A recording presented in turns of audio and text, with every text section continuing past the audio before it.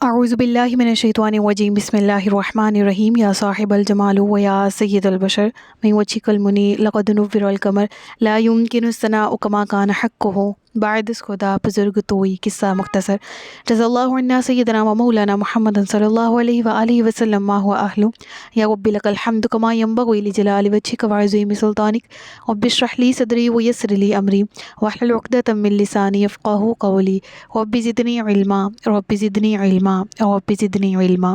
السلام علیکم ورحمۃ اللہ وبرکاتہ۔ میں حافظہ افرا جاوید اسلام آپ سب سے مخاطب ہوں۔ اپنے یوٹیوب چینل انفینٹ اسلام نے آپ سب کو خوش آمدید کہتی ہوں۔ امید کرتی ہوں آپ سب خیریت سے ہوں گے، زندگی پرسکون، پر اطمینان اور ایمان بالخیر گزر رہی ہوگی۔ پارہ نمبر 18 سورۃ المؤمنون اردو ترجمہ اور تفسیر۔ اس کی آج ہم آخری 4 آیات کی تفسیر پڑھنے جا رہے ہیں۔ الغرض یہ کہ آیت نمبر 114 تک ہم نے گزشتہ اسباق میں پڑھ لیا۔ آج کے سبق میں آیت نمبر 115 سے باقاعدہ آغاز کیا جا رہا ہے۔ اللہ رب العزت ارشاد فرماتا ہے افحسبتم انما خلقناکم عبثا وانکم الینا لا ترجعون۔ کیا تم نے یہ گمان کر رکھا تھا کہ ہم نے تمہیں بے مقصد پیدا کیا اور تم ہماری طرف نہیں لوٹائے جاؤ گے؟ اس آیت کی تفسیر تک جانے سے پہلے ہم تھوڑا سا اپنے حالات پر غور کرتے ہیں اور پھر دیکھتے ہیں کہ رب العالمین ہم سے مخاطب ہو کر کیا فرما رہا ہے۔ دیکھیں قرآن کریم میں ایک اور جگہ ارشاد ہوتا ہے وما قدر اللہ حق قدری، کہ انہوں نے اللہ کی قدر ویسی نہ کی جیسی اللہ کی قدر کرنے کا حق تھا۔ اور اس آیت کو پڑھتے ہوئے میرے ذہن میں فوراً سے وہ آیت کلک کی اور میں اس نتیجے پر پہنچی ہم ذات الہی کی معرفت کیسے حاصل کر سکتے ہیں جبکہ ہم خود کو نہیں پہچانتے۔ جب تک میں اپنے آپ کو نہیں پہچانوں گی، اپنی ذات پہ غور نہیں کروں گی، اپنی تخلیق پہ غور نہیں کروں گی، تب تک میں اپنے خالق تک کیسے پہنچ سکتی ہوں؟ یعنی بحیثیت انسان ہماری کیا ویلیو ہے، ہماری کیا قدر و منزلت ہے بارگاہ رب العالمین میں۔ اور ہمیں رب العالمین کی طرف سے ٹائٹل ملا اشرف المخلوقات، میں نے تمام مخلوقات پیدا کی لیکن اے انسان تو ان تمام مخلوقات میں سب سے اشرف ترین، بزرگ ترین ہستی ہے۔ اور ہم نے اپنے ساتھ کیا کیا افحسبتم، تم کس کا صیغہ ہے کہ سامنے والے کو مخاطب کیا جا رہا ہے، جمع کا صیغہ، کیا تم نے سمجھ رکھا، کیا تم نے یہ گمان کر رکھا انما خلقناکم عبثا، کہ ہم نے تمہیں پیدا کیا، یعنی تمام انسانوں سے خطاب ہو رہا ہے یہاں پر، ہم نے تمہیں بیکار پیدا کیا، بے مقصد پیدا کیا، یعنی تم یہ سمجھ رہے ہو کہ حیوانوں اور جانوروں کی طرح تمہیں یوں ہی پیدا کر دیا گیا اور تم سے تمہارے اعمال نیک اور بد کا کوئی محاسبہ نہ ہوگا۔ تم نے کبھی اتنا بھی نہ سوچا کہ تم مختلف اعتبار سے حیوانات سے ممتاز ہو؟ تمہیں عقل و فہم دیا، تمہیں شعور دیا، تمہیں اختیارات دیے، تمہیں کائنات کی تسخیر کی قوت دی اور ان سے ہر طرح سے فائدہ حاصل کرنے کی صلاحیت بھی دی۔ تمہارے سوا یہ نعمتیں کسی اور جاندار کو حاصل نہیں ہیں۔ اتنے انعامات، اتنے عطیات کے باوجود تم نادان بچوں کی طرح یہی سمجھ رہے ہو کہ تمہاری تخلیق محض کھانے پینے، عیش و عشرت، عیش کے ساتھ جینے، زندگی کو بیکار فضول کاموں میں گزار دینے کے لیے۔ یعنی کہ انسان کو اگر میں اس آیت سے سیکھوں، ہم اس آیت سے سیکھیں تو کیا سمجھ سکتے ہیں؟ دیکھیں دنیاوی اور دینی دونوں اعتبار سے اس آیت میں ہمیں بہت کچھ سیکھنے کو ملتا ہے۔ یعنی ہمیں دینی علوم حاصل کرنے ہیں، ہمیں قرآن پڑھنا، عبادات کرنے کے لیے تو بھیجا گیا ہے، لیکن کائنات کی تسخیر بھی تو ہم میں صلاحیت پیدا کی ہے کہ کائنات کو اپنے جانچوں، اپنے ہاتھوں، اپنے بلکہ کائنات یہ ہمارے قدموں کے نیچے جب انسان چاند تک پہنچ گیا اور پھر انسان میں اشرف المخلوقات، یہ جو پوری کی پوری کہہ لیں کہ بنی نوع انسان ہے، انسانیت ہے، اس میں سب سے زیادہ اشرف جو مخلوقات میں سب سے افضل، انسانوں میں سب سے افضل آقا علیہ الصلوۃ والسلام، ان کو ورفعنا لک ذکرک، اور ان کو میرا سبحان الذی اسریٰ بعبدہ، اپنے بندے کو سیر کروائی لیلا من المسجد الحرام الی المسجد الاقصی الذی بارکنا۔ پھر ہمیں احادیث میں آسمان کی سیروں کا ذکر ملتا ہے۔ تو اللہ رب العالمین نے انسان کو اس کے مرتبے کی بنیاد پر کیا کچھ عطا نہیں کر رکھا، سب کچھ، اور ہم بحیثیت امت محمدی بھی اپنے آپ کو نہیں پہچان سکے۔ اور اس سے بڑا المیہ کیا ہوگا کہ نہ ہم بحیثیت انسان خود کو پہچان سکے، نہ ہم بحیثیت مسلمان خود کو پہچانتے ہیں۔ ہمارا لیول تو یہ ہے نا کہ میری نوائے شوق سے شور حریم ذات میں، گلگلا ہائے علامہ بت کدائے صفات میں تو وہ ہوں، میں تو وہاں تک پہنچ سکتا ہوں بحیثیت انسان جہاں تک ملائکہ کو رسائی حاصل نہیں ہے، میں تو وہاں تک اپنے شعور کو حور و فرشتہ ہیں اسیر میرے تخیلات میں، میری نگاہ سے خلل تیرے تجلیات میں، یعنی میں اپنے شعور کی بنیاد پر اے رب العالمین نہ صرف خود کو بلکہ تجھ کو پہچان سکنے پر تو نے مجھے قوتیں جو عطا کی ہیں قادر ہوں۔ میں تو وہ انسان ہوں کہ جس کی صدا وہاں تک پہنچ سکتی ہے جہاں تک کسی کی مجال نہیں۔ تیرے حریم ذات میں میری آواز، میری نوائے شوق، میرے عشق کی صدا وہاں تک پہنچ سکتی ہے، اور میں ہی وہ ہوں جو آج نہ اپنی قدر و منزلت کو پہچانتا، نہ اپنے آپ کو پہچانتا ہے، نہ خود کو، نہ ذات باری تعالیٰ کو، نہ خودی کو پہچانتا ہے۔ تو خودی کا لیول، خودی کا درس ہمیں قرآن خود دے رہا ہے، اے انسان خود کو پہچانو عبث، ہم نے تمہیں بیکار بے مقصد پیدا نہیں کیا۔ تو انسان کی زندگی کا مقصد کیا ہے؟ سب سے پہلے اگر قرآن کی کانٹیکس کو دیکھا جائے تو ہماری زندگی کا اصل مقصد تو اللہ تعالیٰ کی عبادت کرنا ہے نا، جیسے کہ ارشاد باری تعالیٰ ہے وَمَا خَلَقْتُ الْجِنَّ وَالْإِنسَ إِلَّا لِيَعْبُدُونَ، اور میں نے جن و انس یعنی میں نے تمام کو، جن اور آدمی کو اس لیے بنایا کہ میری عبادت کریں۔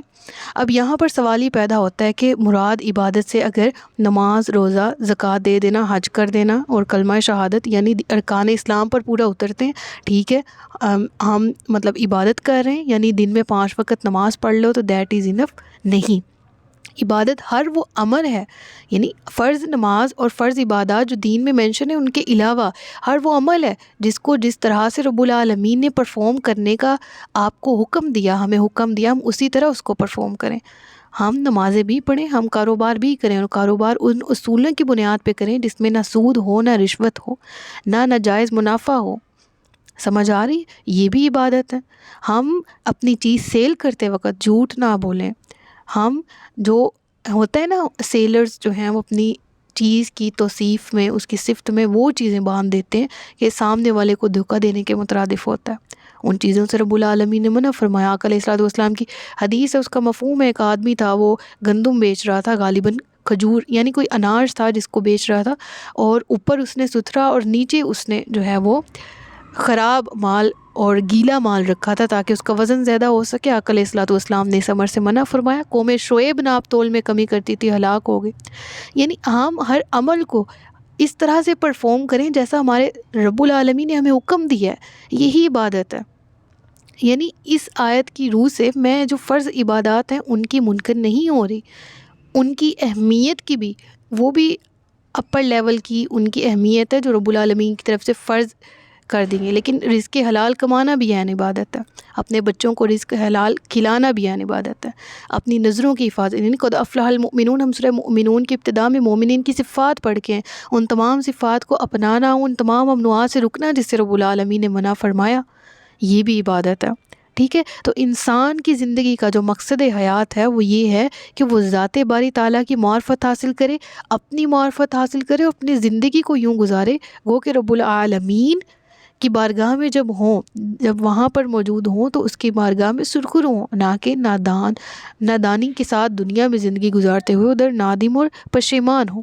بالکل اسی طرح سے ہم جو دنیاوی امور کرتے ہیں اس کے بارے میں بھی سورۃ القیامہ میں ارشاد ہوتا ہے ایحسب الانسان ان یترک سدی، کہ آدمی، یہاں انسان ہوں، آدمی سے مراد انسان ہی ہے، ٹھیک ہے، کہ انسان اس گمنڈ میں ہے کہ اسے آزاد چھوڑ دیا جائے گا۔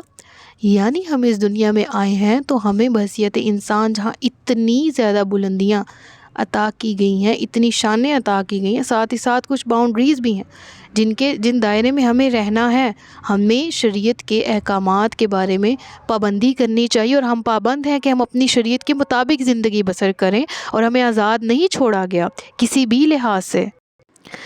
اب بالکل اسی طرح اگلی آیت کو اگر دیکھتے ہیں نا، فتعال اللہ الملک الحق لا الہ الا ہو رب العرش الکریم۔ اب یہاں پہلے اللہ تعالیٰ نے انسان کو وفی انفسکم افلا تبصرون، کیا تم اپنی ذات پہ بھی غور نہیں کرتے کہ تمہاری اپنی ذات پہ میں نے کس قدر نشانیاں رکھی۔ انسان کو اس کی حقیقت کے بارے میں غور و خوض کرنے کی تلقین کرنے کے بعد، حکم دینے کے بعد رب العالمین نے اپنا تعارف کروایا، فتعال اللہ الملک الحق، لا الہ الا ہو رب العرش الکریم، یعنی وہ اللہ بہت بلندی والا ہے جو سچا بادشاہ ہے، اس کے سوا کوئی معبود نہیں، وہ عزت والے عرش کا مالک ہے۔ یعنی اے انسان، آخر تمہیں یہ خیال بھی کیسے آ سکتا ہے کہ اللہ نے تمہیں بے مقصد اور عبث پیدا کر دیا ہو؟ وہ بے مقصد کام کرنے سے بھی پاک ہے، اور اس سے بھی پاک ہے کہ کوئی اس کا شریک ہو۔ وہ ہر قسم کے شرک سے بلند اور بالا ہے۔ وَهُوَ، اب رب العالمین نے فرمانا اللہ رب العرش الکریم، وہ عرش کریم کا مالک ہے۔ یعنی بلندی کے ساتھ اپنے نام کو، یعنی یہاں پر آپ کو میں بتاؤں، اگر ہم سورہ فاتحہ کی طرف چلتے ہیں نا، تو سورہ فاتحہ میں مالک یوم الدین، مالک تو وہ تمام کائنات کا ہے، لیکن اس نے اپنا تعارف کیا کروایا؟ وہ دن جس دن اور کوئی تمہاری جو دنیاوی سفارشات، تمہارے دنیاوی کام، تمہارے دنیاوی ریفرنسز کسی کام نہیں آئیں گے، اس دن پکارا جائے گا، صدا دی جائے گی کہ آج حقیقی بادشاہی کسی کے لیے، اور تمام کس کے لیے؟ تو تمام پکاریں گے اے اللہ صرف تیرے لیے۔ یعنی دنیاوی طور پر تو ہم اختیارات جو ہمیں عطا کیے گئے ہیں ان سے اللہ کی باؤنڈری سے نکلتے ہوئے ہم ناجائز امور کر بیٹھتے ہیں، لیکن اللہ نے اپنی ذات کا تعارف اس دن کے ساتھ کروایا قرآن کھلتے ہی، کہ میں اس دن کا مالک ہوں جس دن پھر کسی کے ساتھ ذرہ برابر بھی ظلم نہ کیا جائے گا۔ بالکل اسی طرح یہاں پر کائنات کا مالک تو وہ ہے ہی، لیکن اپنی ذات کا تعارف کروایا رب العرش الکریم، عزت والے عرش کا بنانے والا، عزت والے عرش کا پالنے والا رب ہے۔ ٹھیک ہے، یعنی تمام مخلوقات کا پالنے والا، جو زمینی ہیں، جو آسمانی ہیں، جو عرش پر ہیں، مراد ملائکہ ہیں۔ ٹھیک ہے، پھر اس کے بعد وَمَن يَدْعُ مَعَ اللَّهِ إِلَٰهًا آخَرَ لَا بُرْهَانَ لَهُ بِهِ فَإِنَّمَا حِسَابُهُ عِندَ رَبِّهِ إِنَّهُ لَا يُفْلِحُ الْكَافِرُونَ۔ یعنی کہ ابھی ترجمہ پڑھ لیتے ہیں، اور جو اللہ کے ساتھ کسی دوسرے معبود کی عبادت کرے جس کی اس کے پاس کوئی دلیل نہیں، تو اس کا حساب اس کے رب کے پاس ہی ہے، بے شک کافر فلاح نہیں پائیں گے۔ یعنی جو اللہ کے سوا کسی غیر کی عبادت کرتا ہے، تو مراد یہ ہے کہ وہ ایسا کام کر رہا ہے جس کی اس کے پاس دلیل ہی کوئی نہیں ہے، یعنی اس کو حکم ہی نہیں دیا گیا کسی قسم کا، تو پھر ایسے لوگوں کا فیصلہ ان کے رب کے پاس ہے، اور وہ کیا ہے؟ انہ لا یفلح الکافرون۔ اور بالکل اسی طرح اگر سورہ بقرہ کے ابتدائی رکوع میں مومنین کی صفات ہم پڑھتے ہیں تو ان کا ذکر کیا گیا، وہاں پر کیا ذکر ہے کہ اولئک علی ھدی من ربہم واولئک ھم المفلحون، یعنی یہی ہدایت پر ہیں اپنے رب کی طرف سے اور یہی فلاح پائیں گے۔ اور اس آیت میں کیا ذکر ہے کہ کافر جو انکار کرنے والے ہیں، جو نافرمانی کرنے والے ہیں، وہ فلاح نہیں پائیں گے۔ اور فلاح سے مراد حقیقی کامیابی ہے، ابدی کامیابی ہے، آخرت کی کامیابی ہے، دنیا اور آخرت کی کامیابی۔ ٹھیک ہے، اس کے بعد وَقُلْ رَبِّ اغْفِرْ وَارْحَمْ وَأَنْتَ خَيْرُ الرَّاحِمِينَ، اور تم عرض کرو اے میرے رب بخش دے اور رحم فرما، اور تو سب سے بہتر رحم فرمانے والا ہے۔ اس آیت کی تفسیر بہت زیادہ خوبصورت ہے، اور وہ اس لحاظ سے کہ رب العالمین کی طرف سے جو ہمیں سکھایا جا رہا ہے، یہاں تو اللہ اپنے محبوب کو استغفار کا رب العالمین نے حکم دیا تاکہ امت اپنے نبی کی اقتداء میں استغفار کرے، یا حکم ہی یہ ملا ہے کہ اے میرے پیارے رسول اپنی امت کے لیے مغفرت طلب کرو۔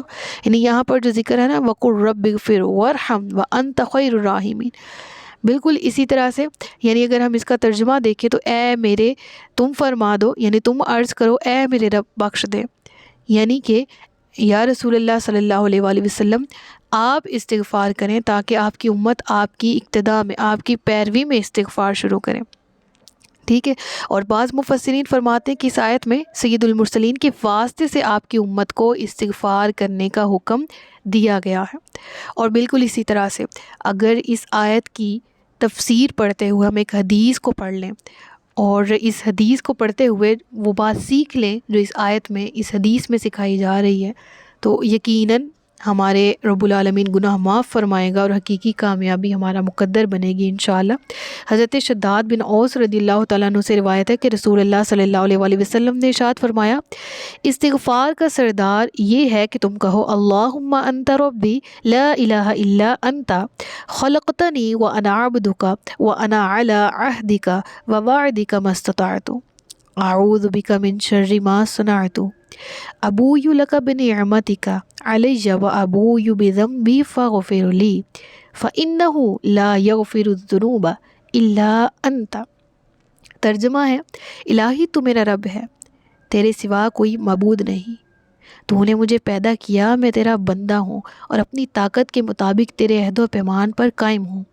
میں اپنے کیے کے شر سے تیری پناہ مانگتا ہوں، تیری نعمت کا جو مجھ پر ہے اقرار کرتا ہوں اور اپنے گناہوں کا اقراری ہوں۔ مجھے بخش دے، تیرے سوا گناہ کوئی نہیں بخش سکتا۔ اب یہ کیا ہے؟ رب العالمین کے محبوب کی حدیث سے ہمیں معلوم ہو رہا ہے کہ یہ دعا جو ہے وہ سید الاستغفار ہے، یعنی کہ استغفار کرنے کے سردار ہے۔ یہ بہترین دعا ہے جو سکھائی ہمیں گئی تاکہ ہم استغفار کر سکیں۔ اس کے بارے میں آقا علیہ الصلوۃ والسلام نے ارشاد فرمایا کہ جو یقین قلبی کے ساتھ، یعنی کہ دل کے یقین کے ساتھ، کامل یقین کے ساتھ دن میں یہ کہہ لے، پھر اسی شام سے پہلے وہ مر جائے تو وہ جنتی ہوگا، اور جو یقین دل کے ساتھ رات میں یہ کہہ لے، پھر صبح سے پہلے مر جائے تو وہ جنتی ہوگا۔ اللہ اکبر۔ یہ بخاری شریف کی حدیث ہے، ریفرنس بھی آپ کے سامنے موجود ہے۔ تو انشاءاللہ اللہ رب العالمین ہمیں یقین قلبی کے ساتھ توبہ اور استغفار کی توفیق دے۔ اور یہ آپ کے سامنے دعا موجود ہے، ایک دفعہ لیکچر کو پوز کر کے اس کو دوبارہ سے کامل یقین کے ساتھ پڑھ لیجئے۔ میں بھی پڑھوں گی آج سے انشاءاللہ۔ نیت کرتے ہیں کہ اس کو دن میں 1 دفعہ، 7 دفعہ، 11 دفعہ، یہ کم از کم جتنی دفعہ توفیق ہوتی ہے زیادہ سے زیادہ ہم اس کا ورد کریں، تاکہ رب العالمین کے فضل سے ہمیں جو ہم نے یہ بات سیکھی ہے اس کے طفیل، ہمیں ہماری نیت کے طفیل، ہمیں ہماری یہ توبہ اور استغفار کرنے کے طفیل ہماری دنیا بھی آسان فرما دے، ہمارے گزشتہ گناہوں کو معاف فرمائے اور آئندہ گناہوں سے بچنے کی توفیق عطا فرمائے، اور بروز قیامت ہمیں مفلحون، وہ لوگ جو کہ فلاح پانے والے ہیں، ان میں ہمارا شمار فرمائے۔ تو یہاں تک ہماری سورہ مکمل ہوتی ہے، اور کل 118 آیات ہیں جو یہاں تکمیل کو پہنچی۔ صدق اللہ العلی العظیم و صدق رسولہ النبی الکریم۔ سچ فرمایا اللہ نے جو عظمت والا ہے۔ اپنا بہت سا خیال رکھیے گا، مجھے دعا میں یاد رکھیے گا۔ اللہ رب العالمین سے دعا ہے کہ اب تک جتنا بھی قرآن پڑھا، اس میں جان بوجھ کر یا انجانے میں ہونے والی کوئی بھی غلطی یا کوتاہی، کوئی بے ادبی، کوئی گستاخی ہو گئی ہو تو اس کی بارگاہ میں معافی کی التجا ہے۔ رب العالمین ہمیں معاف فرمائے، تمام کو علم نافع اور عمل خیر کی توفیق عطا فرمائے۔ تاجدار ختم نبوت زندہ باد، پاکستان پائندہ باد۔ السلام علیکم ورحمۃ اللہ وبرکاتہ۔